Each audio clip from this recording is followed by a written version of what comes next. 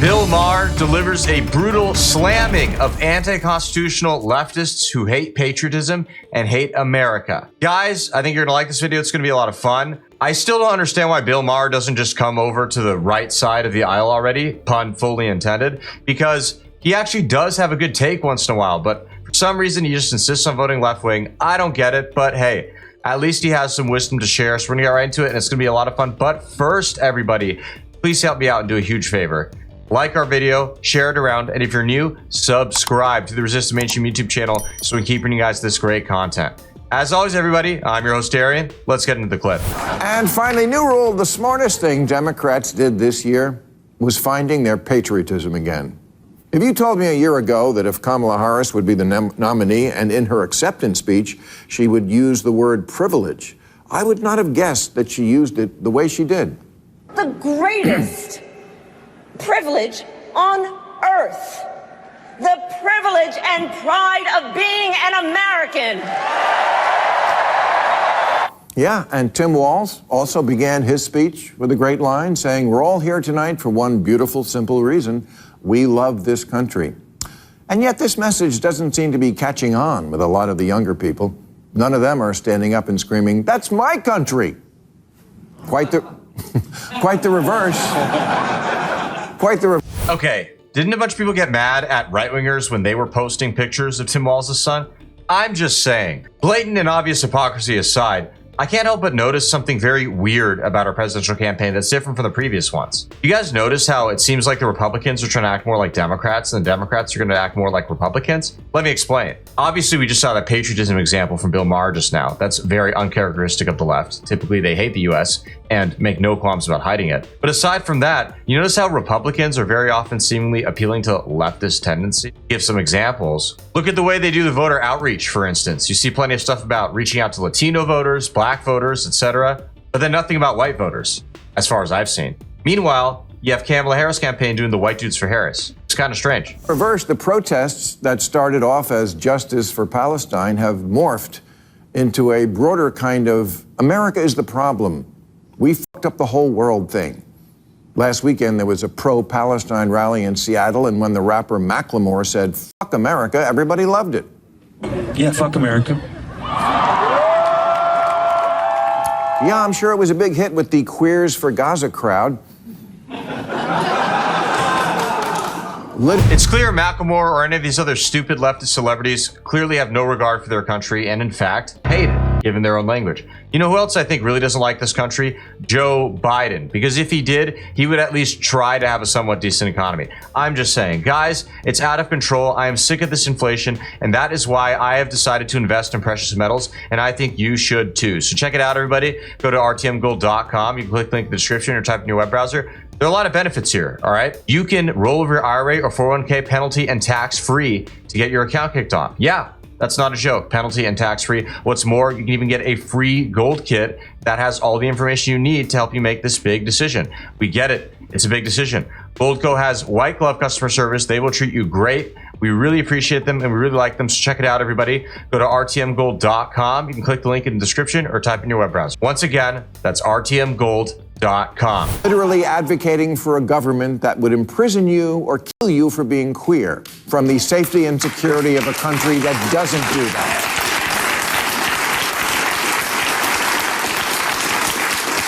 Yes, America, the only place in the world where a white guy from the suburbs could become a millionaire rapper, because here every person, regardless of race, class, or gender, has the right to be talent-free.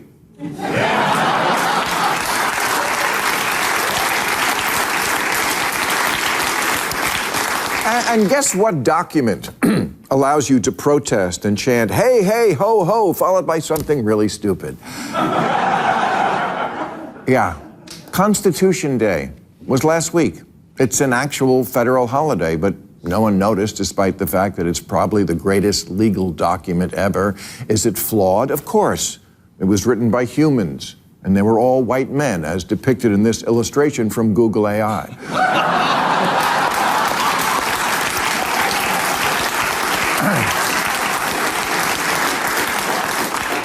But how about looking at the actual ideas in it? I won't hold my breath for that because only 14% of 8th graders are proficient in history now, and only 22% in civics, which may be why 4 in 10 Gen Zers say the authors of the Constitution are best described as villains. I think it's even worse than Maher is planning out to be. Yes, Gen Z is generally speaking grossly uninformed about American traditions, and that's a travesty. But it's not just them. We even have adults, all right, millennials we're talking about here, fully grown adults who are supposedly educated, who really don't know the basics of American values. I'll give you an example from my own life. I have had arguments before with lawyers from top-tier institutions who will argue with me that hate speech is not protected under the First Amendment. I'll say that again a little more slowly. I've had discussions with full-fledged lawyers from renowned American institutions who will argue with me that hate speech is not protected under the First Amendment. Hate speech isn't even a real thing legally, and they actually believe it's real. And what's even more scary is that these people are influencing outcomes of trials. Think about that for a second. So yes, Gen Z is very uninformed and it's bad, but the problem started a lot sooner and it's of grave concern. Since in 1776, James Monroe was 18. Alexander Hamilton was 21 and James Madison 25. Joe Biden was only 30.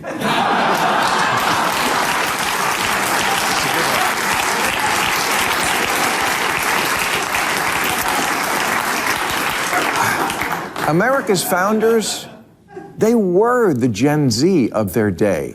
And when they were your age, they started a country. What the fuck have you done?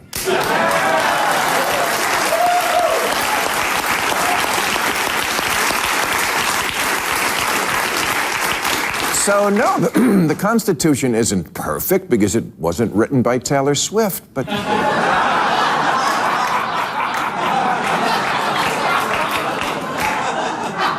And yes, the founders made excruciating compromises, obviously slavery. But slavery was a deal breaker for the southern states. So there would have been 2 countries. And then to end slavery in North America, it would have involved invading a sovereign nation instead of having the moral high ground of keeping a union together. Would that have been better? History's complicated, and Gen Z reasoning is not. They think they're pure, but they're really just simplistic. They know 2 things. White people did some very bad things, and no, that's it. That's all they know. That's what they know. You'd think that Bill Maher would be voting Republican, or at the very least, not supporting Democrats with the kinds of things he says. But lo and behold, he will vote for Kamala Harris in 2024. Mark my words. Even as he calls out this anti-white hate, the crazy gender ideology of the left, despite all of that, he will still vote for the same people who perpetuated that ideology. Some kind of crazy cognitive dissonance, and I just don't get it. Well, I know that too. But I also know other things.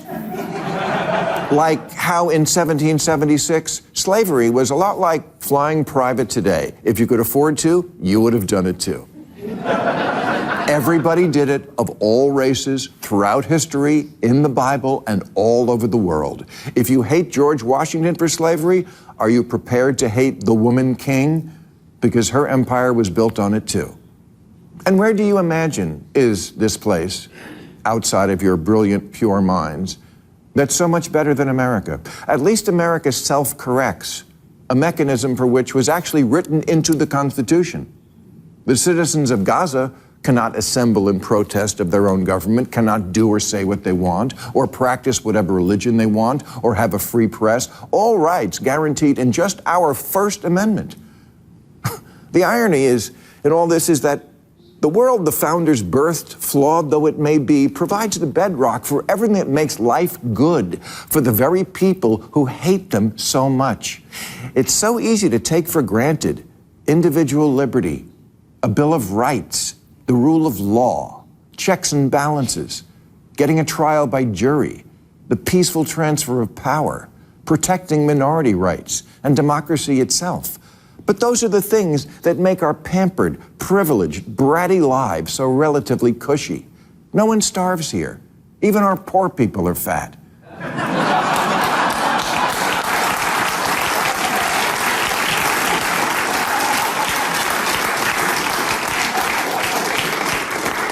Not everyone has to be bribed. anyone can get rich. The cops are flawed, but we're not a police state.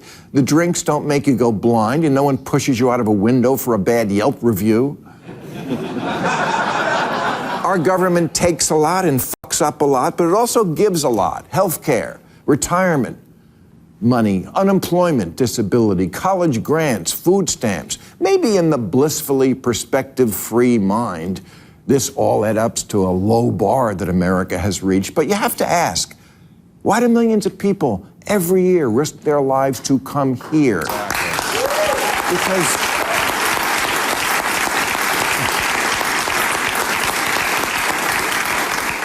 Because they want what we got.